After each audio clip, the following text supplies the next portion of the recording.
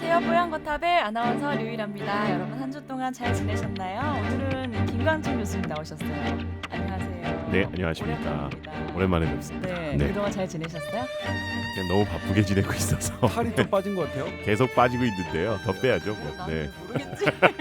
아까 죄송해요. 예전에는 네, 배가 제법 나왔는데 아, 오늘 보니까 배의 더 차이가 그러니까 있었군요. 평범하게 나왔어요. 흰머리가 좀 더 느신 것 같아요. 네, 힘들어요. 계속 진짜 큰일입니다.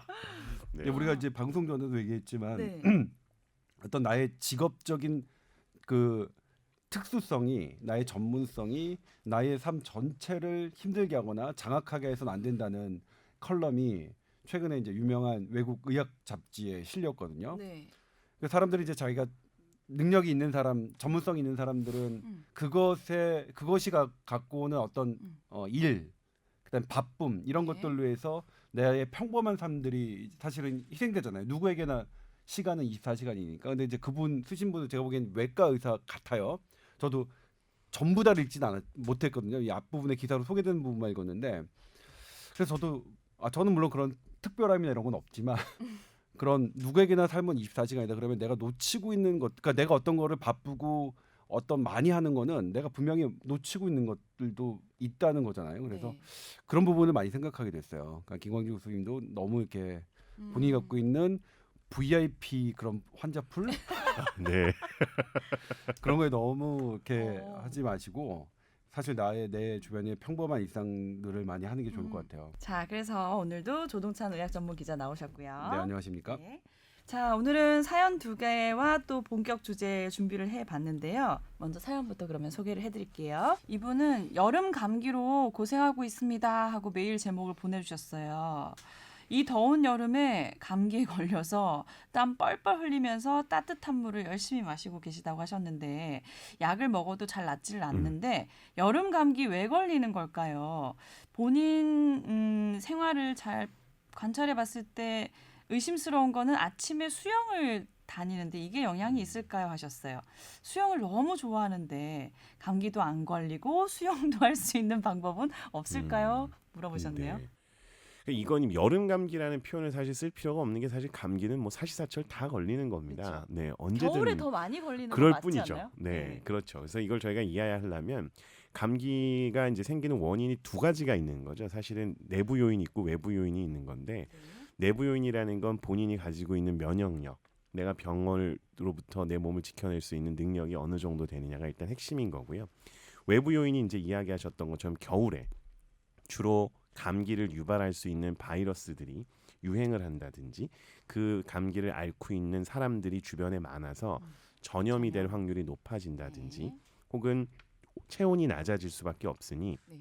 면역력은 겨울이 돼서 체온이 낮아지거나 외부 온도가 떨어지게 되면 떨어질 수 있거든요. 그래서 이런 내부 요인과 외부 요인이 있는데 만약에 본인이 여름이라도 내부 요인, 내가 몸을 스스로 지켜내는 면역력이 떨어진 상황이라 그러면 언제든지 사실은 감기에 걸릴 수 있는 거고요. 한 가지 좀 더 참고하실 거는 이제 저희가 에어컨을 많이 쐬잖아요. 네.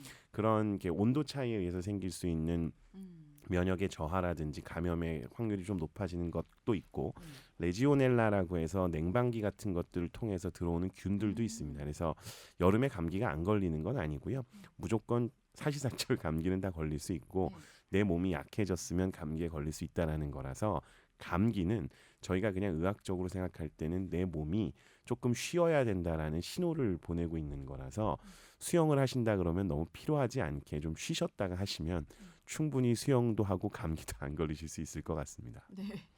근데 이제 우리가 감기를 언제 걸리느냐 겨울에도 네. 겨울에도 이제 잘 살펴보면 내가 추위를 느꼈 다음에 걸리거든요. 네. 근데 이제 물론 추위만 느낀다고 걸리는 남극에서는 아예 바이러스가 안 사니까 거기서는 아무리 추워도 걸리진 않죠. 그러니까 바이러스가 있는 곳에서 내가 추위를 느낄 때, 근데 추위를 느끼는 게 어떤 거냐? 추위를 왜 느끼냐? 네. 추위를 느끼시는 것 같은데. 갑자기 추운 느낌이 드네요. 그 얘기 이게 제가 들으니까. 작년에 미국에 네. 연수를 받을 때 독감에 걸렸거든요. 그러니까 39도 6부, 우와. 그러니까 40도를. 너무 힘드셨겠다. 예. 근데 이제 똑같은 체온이 이제 40도인데 어떨 때는 제가 춥고요, 계속. 그다음에 어떨 때는 제가 더운 거예요. 근데 더운 거가 언제 왔냐면 나을 시점에 왔어요. 그래서 제가 그때 다시 열에 대해서 찾아봤어요.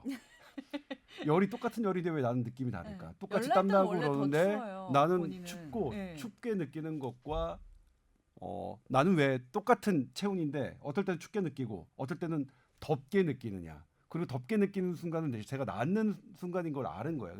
그래서 찾아봤는데 그게 그래도 연구가 돼 있어요. 네. 뭐냐면 우리 몸은 내가 열을 필요로 할 때 그 순간에 추위를 느끼는 거예요. 열을 모아야 되니까. 네. 똑같이. 근데 반대로 내가 이제 더 이상 열이 필요 없을 때는 이제 별로 덥다고 느끼는 거죠. 몸을 그러니까 열을 덥게 배출해야 시원하게 하는 되니까. 거죠. 네. 근데 이건 이제 물론 아직 완전히 정립된 건 아닌데 일본 사람들이 많이 그런 데이터들을 조금씩은 아니에요. 수년간에 걸쳐서 좀 여러 개를 했는데 분명히 체온이 떨어질 때 사실 우리가 바이러스에 관련된 면역력이 딱 뭐냐라고 얘기하기는 되게 어려워요. 그러니까 그 면역력이 뭐 어떤 항체냐, 어떤 백혈구냐, 아니면 뭐 어떤 세포냐 하는 거는 되게 어려운 얘기고 또 특히 바이러스에 대해서는 이게 호흡기로 들어오는 거니까 호흡기의 이 섬모의 운동 같은 경우에도 사실 면역력을 할 수 있거든요. 그런데 어쨌든 전반적으로 체온이 떨어지면 이 호흡기로 바이러스를 이렇게 배출해 버릴 수 있는 호흡기 운동서부터 이 세포까지 전반적으로 기능이 좀 떨어진다. 네. 그래서 사실 내가 춥다고 느낄 때 우리 과거의 어르신들이 또 추우면 감기 걸려 하는 것처럼 그런 것들이 상당히 입증되어 있는데 그럼 여름에도 그럼 어떤 순간이냐? 내가 춥다고 느낄 때 네.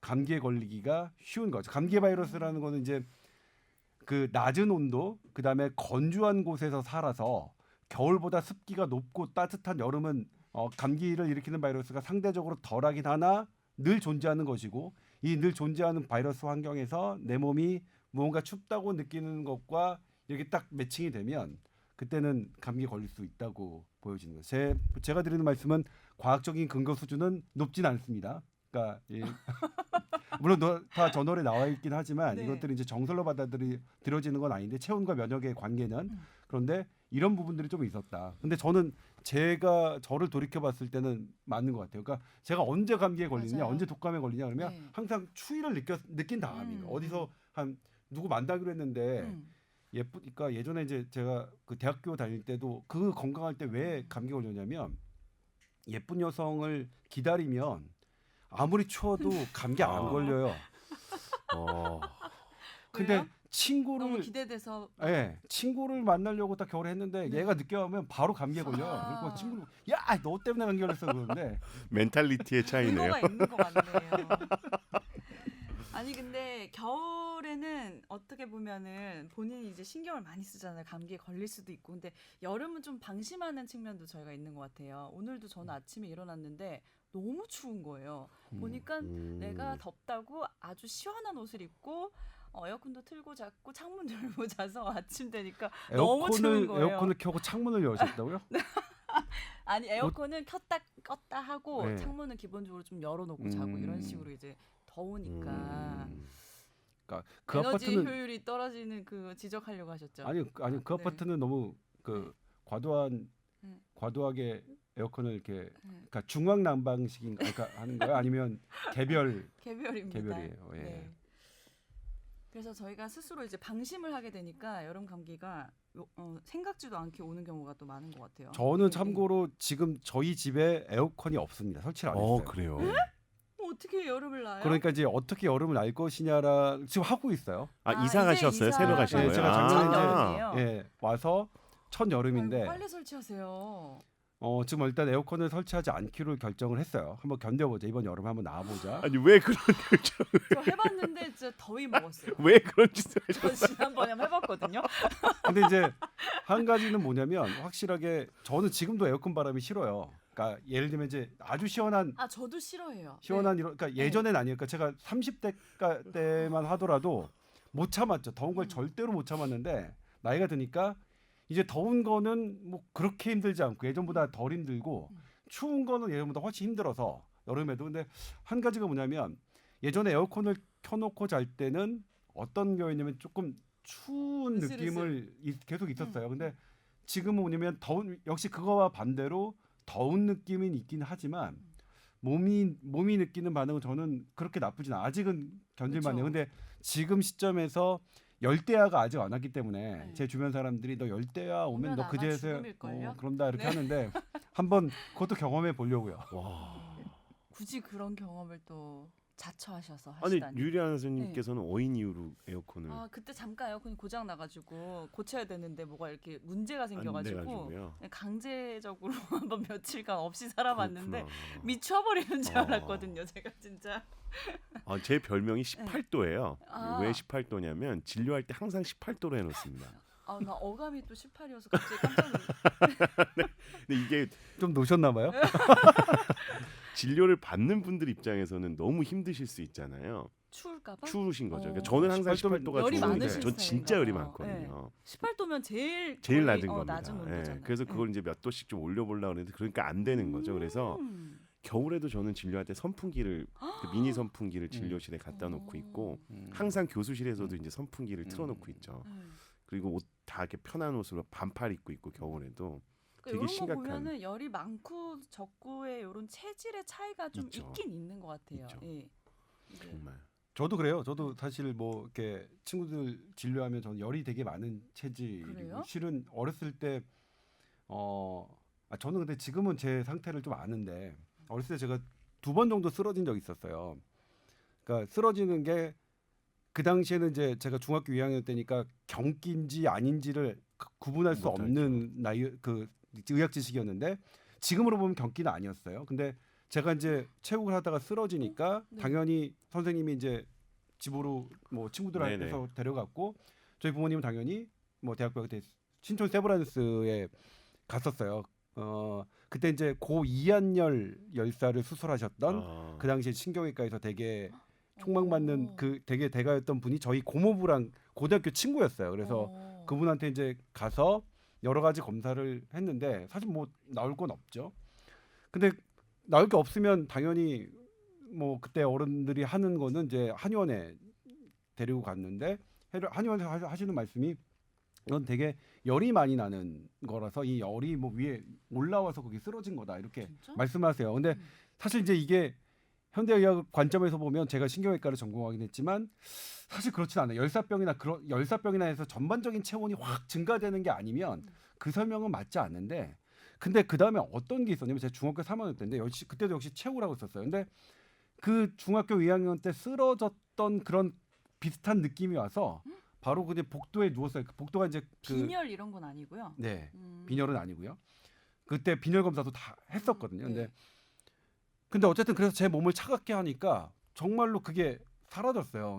근데 아무튼 저를 되게 열이 많은 뭐 그런 부분인 건 저도 그랬었는데 나이가 드니까 그렇지 않더라. 열이 소중하더라. 근데 저는 이제 왜 그러면 나한테 그런 일들이 생겼냐 그러면 지난번에 잠깐 말씀드렸지만 저는 선천적으로 이게 얼굴과 뇌가 약간 완성이 되지 않았어요. 그 제가 말씀드리지만 군의관 때 뇌 CT하고 MRI를 찍었는데 제 친구 영상외과 전문의가 거기다가 뇌 수두증이라고 판독을 내려버렸어요. 그리고 내가 쫓아가서 야, 너 그러니까 뇌 수두증 하이드로세팔루스는 영상의학적으로만 진단할 수 있는 게 아니거든요. 그리고 영상의학적으로서도 이 뇌실이 크다는 거는 빈 공간이 크다는 거예요. 빈 공간이 큰 게 아니라 압력이 높아서 주변에 큰 뇌실 주변에 어떤 물먹은 뇌의 그 징후까지도 있어야 우리가 그렇게 하는 건데 저는 크긴 크지만 공간만 넓고 이렇게 압력이 높은 그런 건 없으니까 그냥 큰 거죠. 근데 나이에 비해서 너무 큰 거예요. 이게 왜 큰 건가? 그다음에 이제 그때도 말씀드렸지만 또 그 군의관 때 제가 이제 이 얼굴 엑스레이를 쭉 찍었는데 부위동이 다른 사람에 비해서 진짜 현저하게 작아요. 이 얼굴 옆에 있는. 그래서 이제 물어봤죠. 여기 있을 공간이 절로 갔네요. 그러니까 이렇게 밑에서 쥐어 짜가지고 위로 갔나 봐요. 그래서 제 친구가 그 당시에 이제 딱 보더니 야 너는 발달이 되다 말았어. 뭐 이건 이런 애는 뭐 그런 거야. 근데 제가 나중에 이제 그걸 알았죠. 왜냐면 저는 근데 그 흔적이 여기도 남아 있어요. 제가 예전에 제 페이스북에 그러니까 본과 3학년 때 정말로 본과 3학년, 그러니까 대학교 다닐 때 저랑 소개팅했던 되게 예쁜 분이 있었는데 정말 오늘 여러분 오늘 나오네요. 예쁜 분 많이 나오시네요. 기대 안 하고 갔는데 인상이 딱 들어오는 모습이 손예진이었어요. 제가 손예진 우와. 씨 정말 좋아했었거든요. 그럼 그때 올해다 완전 소개팅 성공. 와우. 저는 그때 얘기가 더 재밌는데요. 근데 그때 저는 어쨌든 막 망연자실했어요. 그렇게 예쁜 분이 소개팅이 나올 거라고 예상도 못했고 막 그래서 어쨌든 잘 안 뭐 이렇게 뭐 너무 아쉬운 마음에 이제 집에 갔는데 그분이 저를 소개시켜줬던 분에게 저에 대한 인상을 뭐라고 했냐면 네. 마귀귀라고 했어요. 마귀귀. 어? 마귀귀. 마귀귀? 마귀의 귀다라는 거죠. 왜냐면 왜요? 저걸 보면 귀가 사실은 마귀귀처럼 생겼어요. 그게 무슨 말이에요? 여기가 이제 마귀귀라는 게? 사실 양쪽이 떨어져 있고 그다음에 이 우리 귓바퀴라고 하죠. 귓바퀴가 이게 저는 형성돼 있지 않아요. 그분이 관상을 보시는 분인가요? 저는 어렸을 때 뭐냐면 모든 사람이 다 이렇게 되는 줄 알았는데 그때 이제 저희 아이도 생각나는 게 저희 어머니 아버지 형하고 귀를 비교해 보니까 저만 이래요. 저도 귓바퀴 많이 없어요. 아니죠. 그래도 밋밋하잖아. 있죠. 저는 없대니까요. 아예 달라붙었어요. 근데 이것도 언제 나오느냐? 그러면 이게 어렸을 때 이 태아 과정에서 이게 뭔가 형성될 때 뭐가 문제가 있었던 거죠. 뭐 혹시 팔싹둥이나 뭐 그런 거세요? 저희 어머니가 기억을 못 하시지만 저는 분명히 이른둥이일 거라고 생각이 들어요. 그러니까 예정일보다 훨씬 더 일찍 나왔을 거라고 생각이 들고 그다음에 내가 이런 이른둥이로 태어날 수밖에 없었느냐는 나중에 또 알게 됐어요. 그래서 근데 그건 너무나 개인적인 문제니까 네? 제가 제가 아직 그 공개하거나 이럴 마음의 자세는 안 돼 있는데 아무튼 이거 무슨 얘기하다 이렇게 나왔죠? 그러니까 저는 뭐 그런 부분에 있어서 그러니까 저는 그래서 감사해요. 그러니까 제가 내가 이런 신체를 가지고도 그러니까 제 뇌를 보면 정말 깜짝 놀란다니까. 그래서 제 후배들한테 그랬다니까. 신경외과 후배들한테 니들 나중에 내가 나이 들어서 의식을 잃어서 오더라도 함부로 하이드로세팔 그러니까 뇌수두증이라고 진단하지 말고 예. 진단해서 여기다 머리에 구멍 뚫지 마. 올드 필름과 옛날 뇌시트와 비교해서 해라. 난 원래 뇌실이 크다. 네네, 이건 이해가 됩니다. 원래 뇌실이 크다. 뭐 이렇게 얘기를 하는데 아무튼 뭐 이게 그래서 저는 이제 그다음 제 신체의 변화에 대해서는 되게 이제 남들보다 더 애착을 갖고 있고 제 몸을 더 아껴요. 네. 근데 뭐 보니까 제 몸이 계속 말씀드리지만 추위보다는 나이가 들면서 그러니까 차가운 것보다는 따뜻한 게 더 좋은 것 같고 뭐 그리고 말씀드렸듯이 계속 뭐 얘기하지만 호흡이 되게 중요한 것 같다. 호흡 중요하죠. 매주 한 번씩 말씀하시기로 결심하셨나 봐요. 그러니까 여름 네. 감기, 열을 잘 견디냐? 네. 실신을 할 수 있다. 실신했을 때 병원 가면 큰일 나니까 그거를 지금 미리 방송을 통해서 고지를 해주신 거네요. 왜냐면 이러면 진짜 중환자실 같은 데 갔을 때 진짜 이 웃으면서 할 얘기는 아니지만 응급으로 시술을 받는 경우도 생길 수 있거든요. 네. 그래서 아마 미리 대비를 아니 뭐 그래도 하시는 것 뭐 같습니다. 일단은 올드 필름이 없더라도 제가 의식을 잃었을 때 CT를 찍었을 때 이 뇌실의 크기와 이런 것들을 충분히 판단하실 수 있는 선생님들이 계시니까 네. 뭐 걱정은 안 합니다만 그래도 뭐 그러니까 빈 공간이 많아요. 제 뇌에는 빈 공간이 많은 거예요. 네. 제 나이 또래에 비해서. 네네. 물론 근데 그 뇌수두증 진단은 지웠어요. 그래서 제가 야 이거 예. 이렇게 과학적으로 그렇지 않지 않아? 그랬더니 그분도 이제 대구 껄껄껄 웃으면서 이제 지워주긴 했는데 아무튼 뭐 그렇게 됐습니다. 특이하네요. 네. 네. 그 가족분들하고 온도 차이 때문에 괴롭거나 한 건 없으세요? 굉장히 많죠. 일단 저희 엄마 아빠는 같은 방에서 잔 걸 제가 본 적이 없었거든요. 두 분이 네. 다르시군요. 엄마가 열이 너무 많고 아빠는 항상 겨울에도 여름에도 음. 두꺼운 이불 덮고 자는 스타일이셔가지고 그리고 지금 저희 남편하고는 제가 훨씬 열이 많은 것 같아요. 그래요. 네. 그래서 주로 제가 에어컨 리모컨을 장악하고 가지고 있어요. 계시는구나. 남편들은 사실 TV 리모컨만 있으면 돼요. 저는 반대입니다. 저는 제가 에어컨을 무조건 키니까. 네. 근데 이러면 이제 저를 맞추다 보면 이제 여름 감기에 가족들이 걸리죠. 거기다 이제 선풍기까지 틀어놓고 있으니 그러면 이제 아이들은 또 건조해지고 온도 낮아지고 그러니까 감기에 잘 걸리죠. 네. 그래서 그런 것 때문에 걸리셨을 수도 있겠다라는 네. 생각이 들어서. 가족 중에 이제 온도가 안 맞는 네. 분 때문에 본인 이제 컨디션에 네, 영향을 맞추지 받지 못하기 때문에 않았을까. 또 걸릴 수 네. 있다. 사실 그게 연구가 돼 있는 게 있더라고요. 그러니까 그 네덜란드 팀이 연구를 했는데 사람마다 이게 잘 때의 이게 표면 온도와 심부 온도가 미세하게 차이가 나요. 그러니까 0.5도 정도인데 0.5도만 하더라도 이제 우리는 되게 그걸 덥다 춥다를 그럼요. 결정할 수 있는 그럼요. 그런 건데 네. 이 사람마다 되게 달라서 어떤 사람에게는 되게 적정 온도가 수면 적정 온도가 어떤 사람에게는 되게 춥게 느껴질 수 있는 거거든요. 기본 베이스의 온도가 다르기 때문에 그래서 그 경우에는 각자 생활하는 게 정답인 것 같아요. 맞아요. 예. 서로가 서로를 맞추기 우리는 사랑하는 사이니까 난 더워도 견디고 난 추워도 견디고 그거는 10대 20대 때는 가능하지만 나이 들면서는 네. 이제 서로의 그 패턴에 맞춰서 하는 게 사실 부부가 촌수로는 0이지만 사실 그 의학적으로는 완전 남남이잖아요. 유전자가 전혀 섞이지 않았잖아요. 그러니까 자식이나 엄마는 내 유전자 반은 있어도 그러니까 그런 걸 과학적으로 인정하자. 생물학적으로 다르다는 걸 인정해야 된다. 말씀. 저는 아예 집에서 그냥 대놓고 네. 다른 데 가서 자라고 아, 그래요? 예, 그렇게 얘기합니다. 저는 각방 쓰고 싶어도 방이 없는데 애들이 다 쓰고 남은 방이 없어요. 그러니까 엄마가 애들을 지금 뭐 저희가 6학년, 2학년인데 네. 애들이랑 같이 같이 자고요. 자요? 저는 그냥 따로 아. 재버리더라고요. 여름에는 아, 네. 겨울에는 그냥 제가 나가서 자고 네. 저는 계속 덥기 때문에 어쨌든 여름에는 요 에어컨 키고 자는 습관 때문에도 감기 많이 걸릴 그럴 수 수 있죠. 있으니까 예. 타이머를 뭐 맞춰두고 주무신다거나 그런 방법을 쓰면서 면역력 관리를 잘 하셔야겠습니다. 그런데 그런 에어컨이나 TV나 이런 거 타이머 하는 거 너무 어렵지 않아요?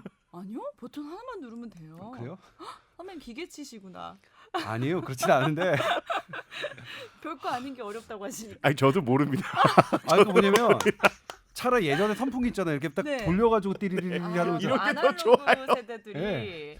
그건 편해요. 근데 이제 뭐 이렇게 뭐 시간을 뭐 몇 시간 거 맞추고. 맞추고 온도를 어떻게 하겠 이건 너무 자꾸 안 배우는 버릇 하잖아요. 이제 10년, 20년 되면은 진짜 무시당해요. 젊은 세대들한테. 자꾸 이제 열심히 배우려고 아니 그걸 노력을 그렇게 해야지. 편하게 만들어야지. 이렇게 네. 대충 이렇게 돌려가지고 네. 대충 이렇게 디지털로 하더라도 네, 네. 그렇게 이제 그게 왜냐면 그냥 돌리기만 하면 되잖아요. 근데 뭘 누르고 뭘 하고 하려면 네, 아니 저도 그게 좀 이해가 돼요. 네. 네, 그러니까 유일한 아나운서님께서 조금 음. 더 신세대신 겁니다. 저도 신세대까지는 아닌데 저는 이제 그런 거 이제 배우려고 노력하는 스타일인데 저희 남편도 진짜 난 모르겠다 이런 스타일이어서 보면은 인터넷 뱅킹도 안 하고 뭐 쇼핑도 인터넷으로 해본 적 없고 이런 사람들 있잖아요. 그건 현금이 많아서 그런 거 아닐까? 그럴 수 있다.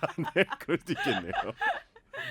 배워야 됩니다. 네. 네, 무시 안 알겠습니다. 아 저는 인터넷 뱅킹 해요. 네. 인터넷 뱅킹하고 뭐 다 인터넷 주문하고 네. 그런 건 해요. 근데 이런 기구는 그러니까 사실 이제 뭐냐면 이거 조절해야 되는 것도 사실 평상시에 난 에어컨을 이 타이머를 조절하면서 하겠다는 게 아니라 잠이 들을 때 들락말락 하잖아요. 들락말락 할 때 아 이때 에어컨을 저렇게 해야 되는 그러니까 약간은 의식이 좀 저하된 상태에서 사실 선풍기 타면 이렇게 자면서도 이렇게 쭉 돌리면 되는데 이거는 그거를 타이머를 이렇게 하려면은 깨야 되잖아요. 이건 좀 특수하다. 그러니까 뭐지? 이건 좀 되게 좀 설득이 잘 안 되는데? 저는 귀찮아서 와닿는데. 그런 거야? 저는 와닿아요. 아니 선풍기 돌리는 거나 리모컨에 버튼 누르면 똑같이 아유 일어나야 되는 완전 거잖아요. 달라요. 선풍기 이렇게 돌릴 때는 그냥 잠결에 잠결에 돌려도 돼요. 되는데 예. 이거는 보고 보고 눌러야 뭐, 돼. 그게 뭐 있잖아요. 버튼이 익숙해지면 안 보고 누를 수 있어요. 아 그러면 되죠. 네. 예. 어떻게 이 액정에 있는 걸 안 보고 누릅니까? 뭐 손에 눈이 달렸습니까? 리모컨은 진짜로 에어컨 리모컨 저는 다 외워요 버튼이. 대박이네요. 오른쪽 운전 네, 아 정지 에어컨 버튼. 리모컨도 이제 네, 절대적으로 뚜껑을 열어서 거기는 오른쪽 음감이 위는, 있나요? 예, 1시간, 버튼마다 두 음감이 번 있는 누르면 거예요? 2시간 뭐 오. 이렇게 익숙하게 그러면 되면. 되네요. 네. 뭐 절대 음감이 있는 아 분이니까 맞다. 에어컨에 이것도 누르는 절대 것도 음감이랑 또 연결이 어, 돼요. 위치 다 감각에. 위치마다 이제 소리가 다르겠죠? 그런 걸 아. 뭐 기억하. 아 그럼 뭐 그럴 수 있겠네요. 근데 원래 의사 선생님들은 이게 이과 쪽 머리잖아요. 그럼 기계 이런 것도 되게 잘 만지시지 않으세요? 사실 뭐냐면 이과 쪽 머리와 문과 쪽 머리가 사실은 지금으로서는 뭐 없어요. 그러니까 아, 우리 없나요, 그런 게? 뇌 기능에서 어느 게 수학을 담당하고 어느 게 아. 저기를 하느냐. 예전에는 이렇게 뭐 살짝 뭐 좌뇌, 좌뇌 우뇌 우뇌 이렇게 어떤 있었잖아요. 영역 예. 했지만 지금은 그렇게 나누지 않아요. 다 연결돼 있기 때문에 복합적인 사실 거구나. 지금으로서는 네. 그렇죠. 아 그러니까 제가 이런 방향은 잘 찾으세요? 방향 감각? 그럼요. 제가 군대 있을 때 군대 갈 때 독도법이라고 있거든요. 네. 지도만 보고 어떤 목적지를 하는 거 제가 우리 그 같이 훈련 받는 분들 중에서 제가 제일 높은 저희 조가 제일 높은 점수 받았어요. 잘 찾아서. 뭐 기가 막히죠. 기계만 16년 이제 동안, 익숙하게 하시면 되겠네요. 16년 동안 방향만 찾아왔던 방향의 달인. 야, 진짜 네, 그렇습니다. 상담이 잘 됐는지 모르겠네요. PD님 어쨌든, 잘 됐나요, 저희? 네, 수영하시고 이제 젖은 머리나 이런 거 좀 잘 말리시고 몸 관리 잘 하시면은 되지 않을까 싶네요. 네. 자, 그래서 저희가 오늘 주제를 정한 게 설탕 음료수와 암과 관련이 있다라는 기사를 우리 선배님께서 얼마 전에 보도하셨어요. 네, 그 기사의 인터뷰가 우리 김광준 교수였죠. 아, 네. 네네네. 네. 그래서 예를 들면 이제 설탕 음료수가 나쁠 것이다. 당뇨병과 이런 비만과 이런 거의 관련성은 뭐 많이 되어 있으니까. 근데 그런 것들이 암 위험도를 구체적으로 얼마나 높이느냐 이런 부분에서 새로운 연구가 나왔고 특히 이번에 좀 그 많은 분들에게 충격적인 게 네. 100% 과일 주스.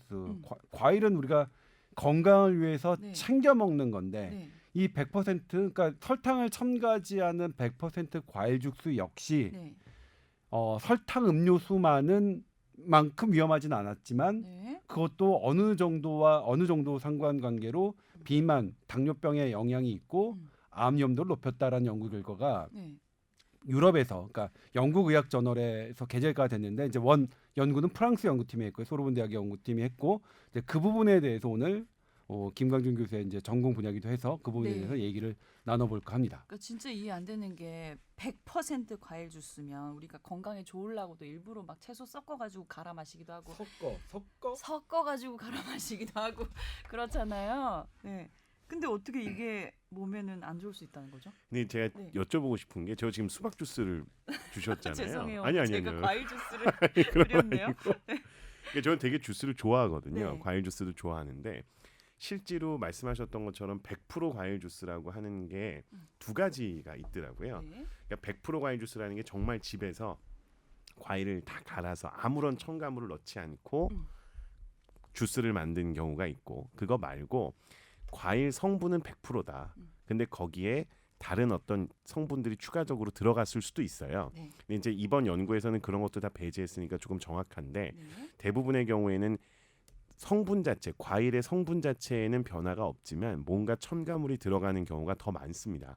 그런 게 이제 대표적으로 오렌지 주스 같은 거 보면 100% 오렌지 과즙이라고 돼 있으면 저희는 그게 100% 오렌지로만 만든 거로 생각할 수 있지만 실제로는 그게 아니라 거기에 무슨 펄프 같은 성분도 들어갈 수 있고 다른 것도 들어갈 수 있습니다. 시중에 파는 거요? 예, 네. 그래서 순수 정말 100% 과일로만 만든 주스인지 네. 아니면 100% 과일로 만든 과즙을 넣고 거기에 첨가물이 있는 건지는 구별을 하셔야 됩니다. 네. 이해가 되시겠죠? 일단 그거는 구분을 할 수 있을 네. 것 같아요. 그다음에 이제 두 번째. 네. 과일로 만든 주스를 제가 이제 수박 주스를 먹었는데 이 수박 주스를 먹으면 배가 하나도 안 부르죠. 이건 그냥 정말 전 안 부릅니다.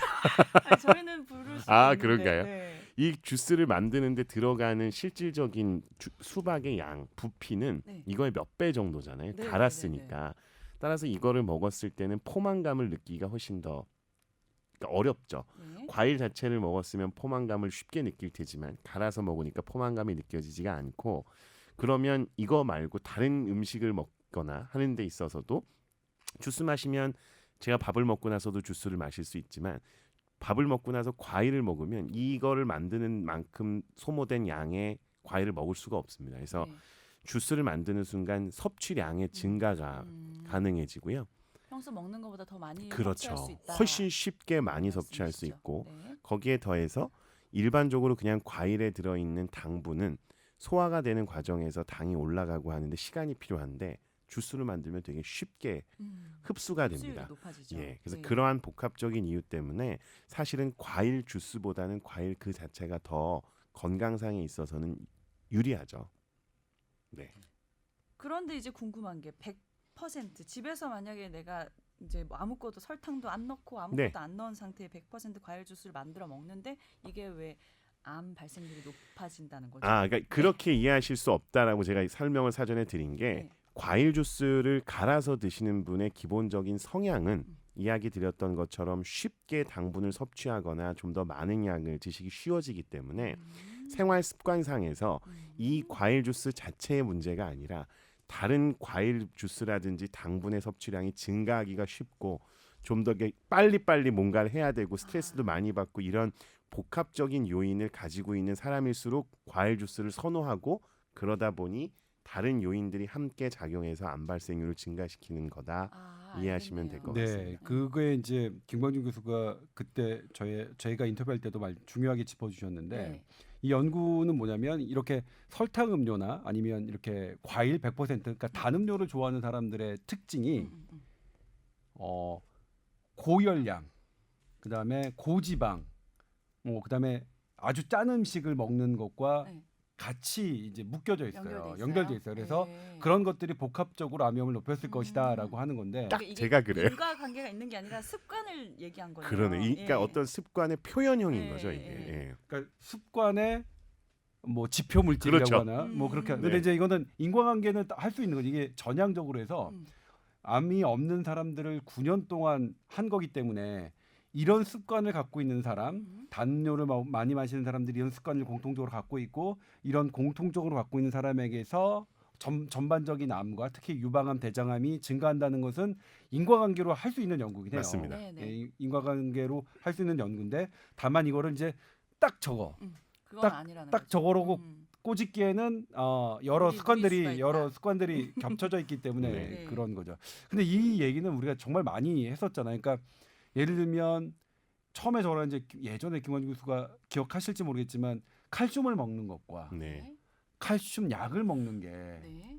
사실은 우리가 칼슘을 이렇게 멸치를 막 이렇게 여러 개를 먹어서 섭취할 수 있는 칼슘의 양보다는 칼슘의 약 하나를 딱 먹으면 훨씬 더 간편한데 네. 근데 우리 몸은 그렇진 않다. 아는 거죠. 그런 것과 계속 그 연결되는 그런 고리 같아요. 그리고 쌀 같은 경우에도 흰 밥을 그냥 먹는 것과 여러 가지가 섞여 있는 현미, 그러니까 이런 복합적인 것들을 홀 그레인이라고 하죠. 이런 거를 먹는 것이 차이가 다 그런 거죠. 그러니까 사실 이게 집약돼 있으니까 우리 몸이 훨씬 더 빨리 하는 게 어떤 분명히 영양이 부족한 상태에서 빈곤한 상태에서는 그게 분명히 유리할 네. 겁니다. 네. 이게 빨리 내 몸에 흡수되니까.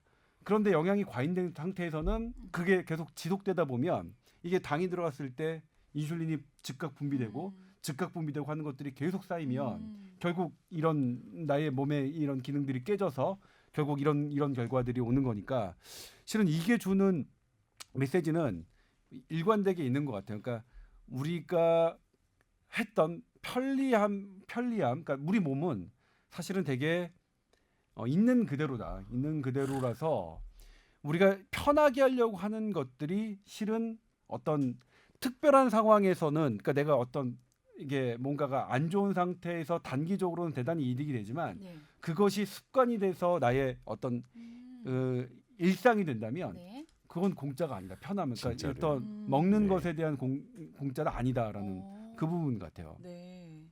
사실 과일도 깎아 먹고 하는 게 더 귀찮잖아요. 맞습니다. 사과도 그냥 사실 뭐 이렇게 갈아 놓고 네. 마시는 게 그렇지만 뭐 사과 2개를 깎아서 먹는 것과 사과 2개를 갈아서 마신다 그러면 어느 게 편해요? 그게 마시는 건 금방 마시죠. 네. 그렇죠. 네. 근데 그게 이제 일과성이고 그냥 드문드문한 일이라면 뭐 충분히 뭐 괜찮죠. 괜찮습니다. 예, 충분히. 그리고 아마도 김광주 교수가 이제 얘기했듯이 이렇게 100% 그냥 갈아서 집에서 마시는 거는 사과 주스 100%라고 파는 것보다 이게 더 좋을 것 같아요. 네. 왜냐면 여러 가지 성분들이 껍질이나 이런 것들이 있으니까. 근데 그렇다 하더라도 그냥 과일을 이렇게 먹는 것, 이렇게 씹어 먹는 것, 그럼 씹으면서의 어떤 이 구강 내에서부터의 이게 작용들이 쭉 그 순차적으로 들어가는 건데 이렇게 어쨌든 갈아서 집약적으로 먹는 거는 우리가 갖고 있는 순차적인 이런 것들을 생략하거나 아니면 그냥 빠르게 지나가는 측면이 있으니까 그 부분에 대한 건강 피해를 우리 현대의학이 알아가는 과정 아닌가 이렇게 저는 생각이 들었어요. 네. 당이라는 거는 조금은 필요한 거죠.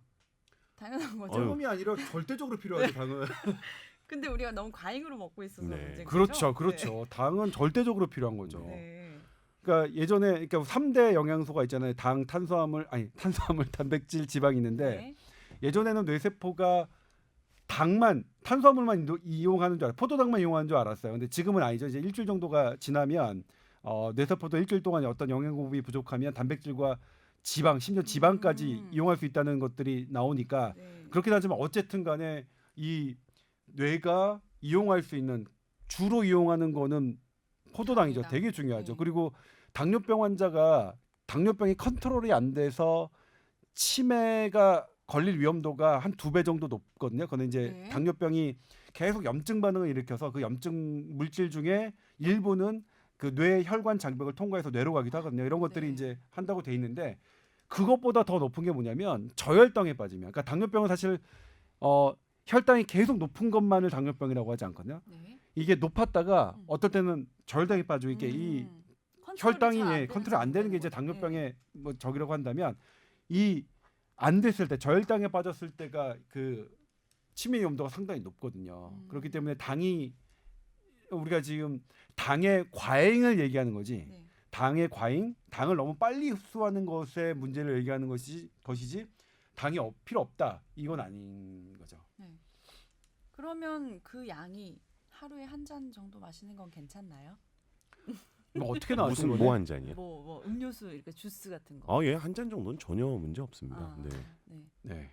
그게 이제 그 연구진이 그 외국 그 신문 그러니까 외국 그 기자에게 했던 부분도 그렇게 말씀을 하셨어요. 하루 한 잔 정도는 괜찮은 것 같다. 그리고 네. 그분도 이제 부담스러우니까 이게 딱 설탕이 범인이라고 할 수는 없다. 음. 설탕만 이건 여러 음. 복합적으로 작용한 것이다. 네. 이렇게 말씀하셨죠. 근데 진짜 그 요즘에 많이 판매하고 있는 과일 주스들 보면 네. 사실 뭐 100%라고 얘기할 수 있는 건 정말 거의 없고요. 가게에서 판매하고 있는 뭐 심지어 이런 주스조차도 네. 대부분은 이제 시럽에 의한 단맛이 굉장히 많이 가미가 되어 있으니까요. 대부분의 경우에는 사실 이렇게 과일 주스를 드시는 것보다는 이렇게 당이 첨가되어 있지 않은 물, 차 뭐 이런 것들이 훨씬 더 좋습니다. 실제로. 근데 막 힘들고 그럴 때 당분 섭취하면 사실 기운도 나고 그러기 때문에 그럴 때 뭐 한 잔 정도 드시는 건 문제가 없고요. 네. 네. 물 대신 뭐 주스를 달고 살거나 이런 분들이 이제 그쵸. 예, 근데 주의하셔야겠네요. 그런 네. 분들이 꽤 많죠. 어, 저도 그랬거든요, 사실. 그래요? 예. 저는 제가 그렇진 않아서. 저는 굉장히 심할 정도로 그랬었거든요. 그러니까 물 대신에 대부분은 우유를 마셨고 예, 우유 혹은 이런 주스를 마셨거든요. 네. 근데 그것만 줄여도 건강상에 굉장히 많은 변화가 생깁니다. 네. 아 근데 여기서 또 한 가지 제가 이제 뉴스에서는 짚지 못했는데 네. 이번 연구에서는 당은 없지만 단맛을 내는 첨가물 예를 들면 이제 다이어트 코크 같은 경우죠. 네. 칼로리 제로 탄산음료. 아, 예, 그거 궁금하네요. 이 연구에서는 그거는 암 발생 위험을 높이지 않았어요. 의미가 안 오. 나왔는데 근데 이제 그걸 제가 막 강조할 수가 없었던 게 네. 그 전에는 이제 다른 연구들이 있었죠. 그런 단맛 실제로 네. 당이 없어서 칼로리는 제로이지만 이런 것들이 어떤 건강상의 영향이 있는지 좀 설명 좀 해주시죠. 그러니까 인공 감미료라고 해서 뭐 아스파탐이라든지 네네. 이런 것들은 실제로 탄수화물 성분은 없기 때문에 단맛은 느끼지만 에너지원으로서의 탄수화물을 공급하지는 않거든요. 네. 그러다 보니까 기본적으로 저희가 이야기하는 탄수화물 자체로 인한 독성은 없습니다. 네. 그래서 이 연구에서 얘기를 했었던 것처럼 인공 감미료가 들어있는 것들을 먹는다고 해서 탄수화물 양이 과하게 섭취되지 않는다 그러면 실질적으로 특정 질환을 유발하지는 않는데요. 문제는 훨씬 더 장기간 그리고 훨씬 더 많은 양을 섭취하게 되면 당은 괜찮은데 네. 중성지방이라는 게 올라가기 시작합니다. 이 둘은 사촌이거든요, 사실은. 그래서 인공 감미료를 먹으면 우리 몸속에서 뭔가에 약간 반응을 일으켜서 당분은 올라가지 않지만 중성지방이 올라가는 반응이 생겨요. 이제 중성지방이 올라가기 시작하면 그게 당으로 바뀔 수 있거든요. 근데 일정량 이상을 먹어야 됩니다. 그러니까 뭐 한 잔 이 정도에서는 전혀 없을 거고요. 그래서 오랜 기간 동안 어느 정도 수준의 이상의 양을 드시게 되면 결국 그것도 중성지방을 증가시키고 중성지방이 증가되면 지방간 같은 게 생기기가 쉬워지고 지방간이 생기면 결국 또 당뇨병이 생길 수 있어서 음식을 섭취해서 탄수화물이 증가해서 당뇨병에 걸릴 위험이 증가하는 것과는 다르게 네. 우회로를 통해서 네. 어떤 특정 질환의 발병률을 증가시킬 수는 있는데 네. 훨씬 시간도 오래 걸리고 그렇게 될 확률도 떨어지긴 합니다. 그러면 무설탕이나 뭐 제로 이런 음료가 훨씬 낫다는 거네요. 다 당분을 네. 단순하게 함유하고 있는 것보단 나을 수 있죠.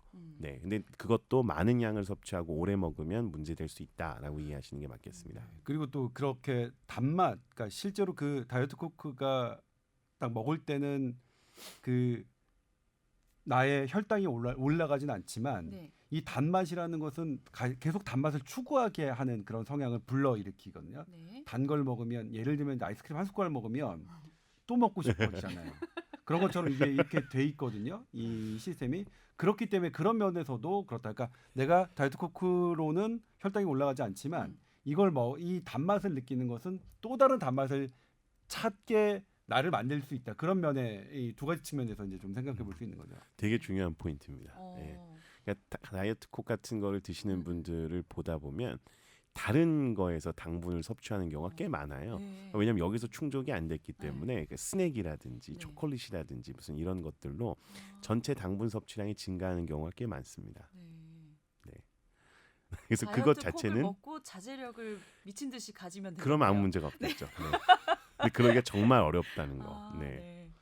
그러니까 이게 되게 비슷한 것 같아요. 이게 그러니까 사실 이제 제가 요즘 최근에 제가 재밌게 본 게 이제 진화의 배신이라는 그런 책인데 물론 이제 지금 현대 지금 시점에서 보면 맞지 않는 부분도 있는데 이제 거기서 제가 재밌었던 부분이 어떤 거냐면 사람이 이 음식을 먹을 때 그러니까 뭐 동물을 뭐 고양이를 먹는 게 아니라 어쨌든 뭐라고 해 노루를 먹는다고 한다면 네.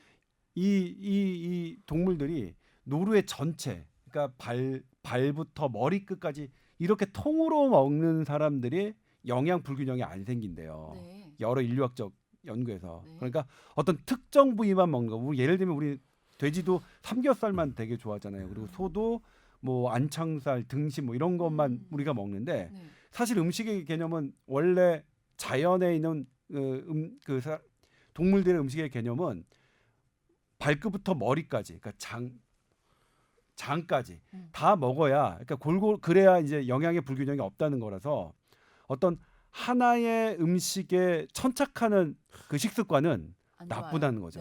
네. 그러니까 골고루게 먹어야지. 맞아요. 내가 계속 그러니까 예를 들면 내가 뭐 수박 주스를 좋아한다고 수박 주스를 되게 많이 먹으면 어쨌든 상대적으로 다른 네. 음식의 비율이 떨어지니까. 네. 그래서 골고루 먹는, 그러니까 나의 음식의 이 다양성, 그러니까 예전에 그러니까 음식이 부족한 시기에서도 그걸 어떻게 해결했냐면 통째로 먹는다. 그러니까 동물 하나가 있으면 발부터 머리끝까지 먹는. 그리고 실제로 그런 실험을 했을 때 어떤 특정 부위만 먹는 사람들은 육식을 하더라도 육식을 하는 사람들이 그러면 비타민 B12인가 부족하잖아요. 근데 이걸 통으로 먹었던 사람들에게는 그게 나타나지 않았다 하는 그런 게 그 책에 써 있거든요. 그래서 네.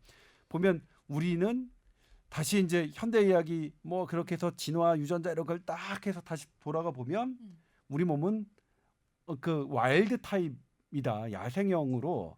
그러니까 이게 골고루 이렇게 먹는 것에 우리가 맞춰져 있지. 지금처럼 어떤 정제된 어떤 특정 부위를 계속해서 하는 거에 우리 몸이 맞춰져 있지는 않다라는 거. 과일도 그러니까 막 껍질째 그대로 막 먹고 뭐 그런 게 좋다. 그게 제일 그렇죠. 좋죠. 그렇죠. 근데 전혀 이런 그 음료나 이런 거에 되게 크게 중독되거나 하지 않으시는 편인 것 같아요. 예, 저는 커피도 먹은 지 얼마 안 됐고 별로 물을 주로 마시지 주스 같은 거 많이 안 마셔요. 그럼 진짜 네 너무 좋은 것 같습니다. 근데 건강은 별로예요. 그건 다른 요인이 있을 거라고 그거는 보여집니다. 다른 음료수 특정 네. 음료수를 좋아하는 그렇습니다. 게 있긴 그러니까, 있었네요. 네. 저는 그래서 이제 어떻게 하냐면 그걸 읽은 다음에 어떻게 하냐면 새우도 있잖아요. 네. 껍질까지 다 먹어요. 아, 네. 새우는 껍질 맛있어요.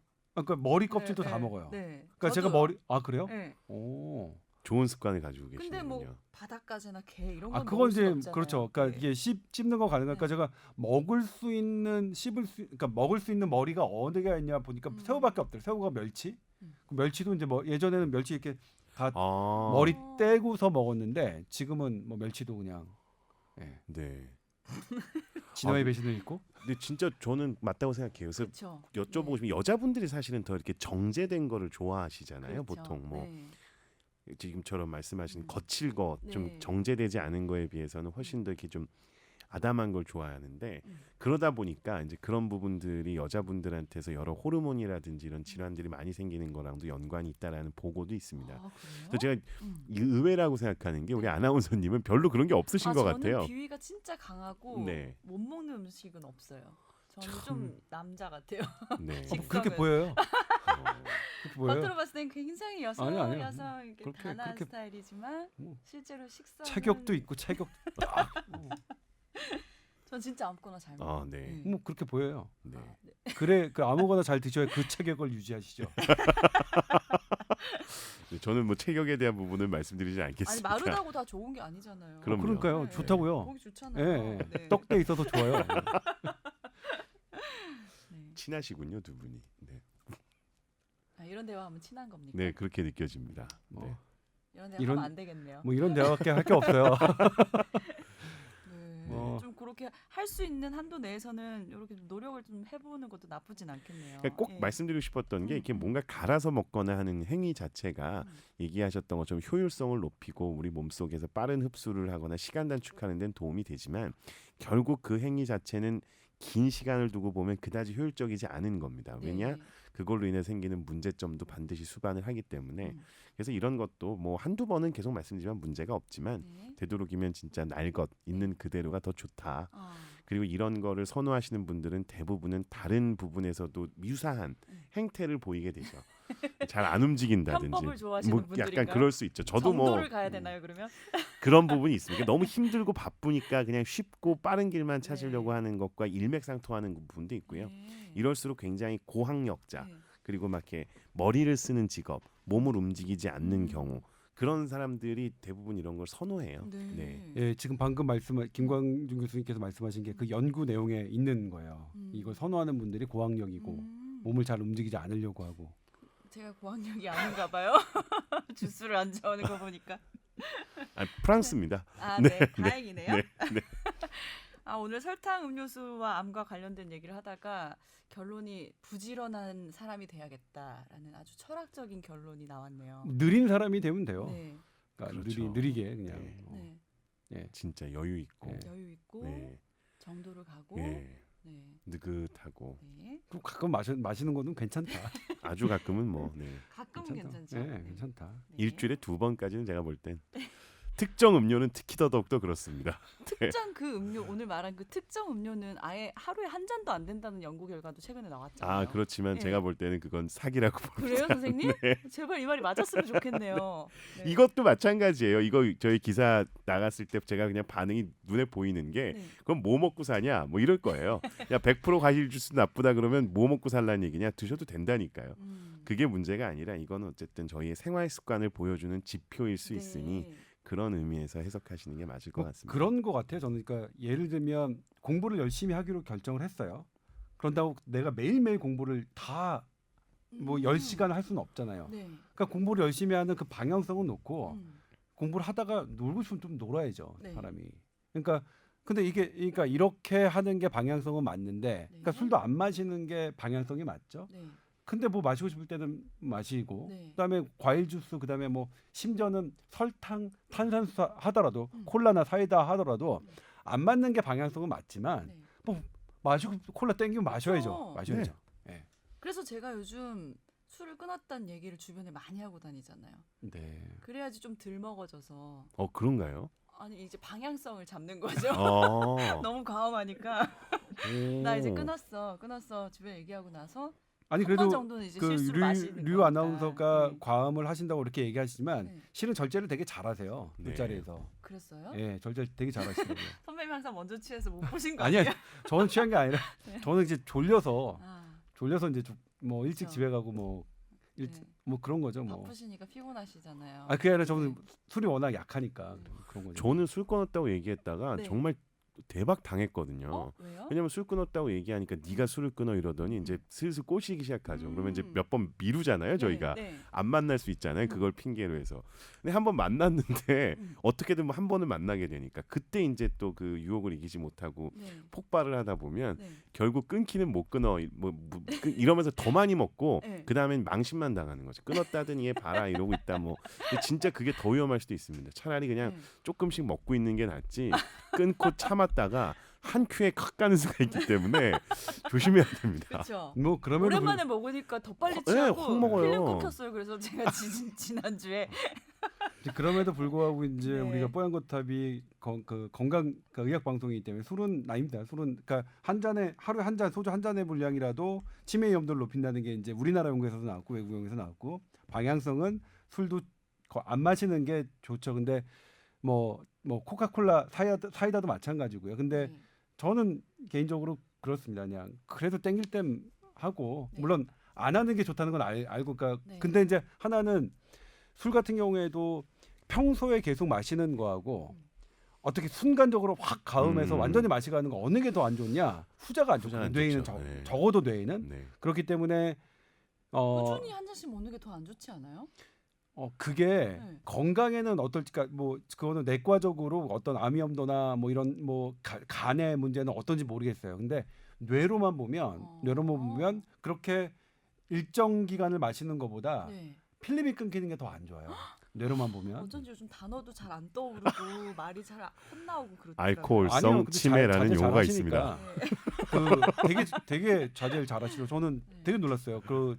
그류 아나운서의 자제력을 보고 그래서 그렇게 하시면 될 것 같고. 오. 저는 뭐 상대적으로 아까 김광준 교수는 이제 체중이 있으시니까 뭐 그런 것 같은데 아무튼 그렇게 우리가 근데 술에 대해서 제가 드리고 싶은 말씀 하나 뭐냐면 만약 술을 마실 거면 네. 술은 꼭 피해야 되는 거지만 마실 거면 술은 오로지 즐거움에 도구여야 된다. 오로지. 그러니까 술 마실 때 뭐 이렇게 진지한 얘기하거나 술로 뭐 어떻게 우리 논의해 보자 이게 아니라 술은 그냥 가볍게 신난다 재밌는 얘기만 할 때의 도구여야 되지 술자리에서 우리 묵은 감정을 풀어보자 뭘 해보자 하는 도구로 사용하진 마시라. 근데 그게 의지대로 안 돼요. 시작은 신나게 했다가 취하면 울고 있고 막 이러잖아요. 그럴 수 있죠. 그러니까 저는 이게 이제 저희 지금은 돌아가셨는데 제가 본과 일하는 때 정신과 수업을 처음 들었을 때 그때 그 교수님께서 첫 강의 시간에 해주신 말씀인데 네. 저는 그래서 그게 뭐 저도 그래요. 가끔은 막 울기도 하고 막 그렇게 하는데 근데 어떨 때 이제 술을 마셔도 제가 덜 괴롭나 보면 아주 깔깔깔깔 대면서 웃고 하는 술자리 다음 날은 괜찮아요. 그래서 덜 데미지가 있는데 이게 막 심각한 분위기에 뭐 하고 뭐 하는 게 그런 술자리 다음에는 저는 좀 데미지가 있는 것 같아요. 네. 그래서 저는 그 은사님의 말씀을 되게 많이 이제 전파하려고 하는데 술자리에서 그냥 좋은 얘기만 해요. 즐거운 얘기만 해요. 그다음에 진지한 얘기 묵은 감정은 나중에 그냥 맨정신일 때 술자리 아닌 자리에서 합시다 이렇게 하는 편인데 물론 늘 되는 건 아니지만 직장 상사분이랑 술 드신 경우도 있으실 거 아니에요? 네, 그러면 어떠세요? 그때는 저는 무조건 한두 잔만 마시고 안 마셔요. 네. 자제력 대단하시네요. 그러네요. 정말 대단하세요. 친구랑 마실 때는 많이 마셔도 네, 그럴 수 회사 있겠네요. 분들하고 마실 때는 잘 안 마셔요. 정말로 저도 몇 번 이제 회사 분들하고 자리가 있었는데 술자리 자제력이 정말 남다르세요. 되게 그래요. 대단하네요. 네. 난 선배 보고 있을 땐 많이 마셨는데. 술도 그렇고 이런 음료도 그렇고 네. 사실 저희가 갈구하는 거죠. 사실은 필요하니까. 그렇네요. 네, 근데 그거를 어느 정도 한다 그러면 저는 그러니까 어느 정도라는 게 문제가 개개인별로 차이가 너무 많이 나서 그렇거든요. 이런 주스도 하루에 10잔씩 마셔도 문제 없는 분들이 있습니다. 네. 그리고 술도 뭐 진짜 그렇죠. 사실. 뭐 100잔을 마셔도 문제 없는 분도 있죠. 근데 그 자기에 맞는 양을 찾기가 어렵고 네. 자기에 맞는 양보다 넘어서면 일단 무조건 언젠가는 병이 생길 수밖에 없죠. 네. 그 양을 정할 수 없을 뿐입니다. 저희가. 어쨌든 건강을 위해서는 좋은 방향으로 가는 노력이 필요하다라는 게 오늘의 결론인 것 같습니다. 네. 자, 오늘 이야기도 아주 재밌었어요. 오늘 수고 많으셨습니다. 술 먹고 싶습니다. 나도 아까부터 그 생각하고 있었는데. 아닙니다. 저희는 이제 뭐 그 말은 그렇게 해도 네. 건강 방송이기 때문에 네. 술은 이렇게 가급적 그쵸. 뭐 이렇게 얘기를 하고. 근데 왜 말을 얘기요? 하다 보면 이 얘기가 나오면 더 왜 먹고 싶은 생각이 들잖아요. 그러니까 아예 네. 얘기도 안 해야 될 것 같아요. 그렇죠. 제가 요즘 술을 끊었으니까 네. 이런 노력도 좀 해야 될 것 같아요. 말을 안 피디님이 하면. 웃으시는데. 네. 아무튼 근데 이제 네. 계속 이게 저희가 중언부언하는 것 같은데 음. 그래도 어떨 때 이제 뭐 맥주를 마시신다 시원하게 그러시면 그때는 그냥 즐기시라. 저도 그때는. 네. 그렇게 네. 해보도록 하겠습니다. 미련 없이. 네, 자 오늘 여기까지 할게요. 메일은 궁금한 사연 있으시면은 tower@sbs.co.kr로 보내주시면 됩니다. 저희는 그럼 다음 주에 다시 찾아올게요. 감사합니다. 네, 고맙습니다. 고맙습니다.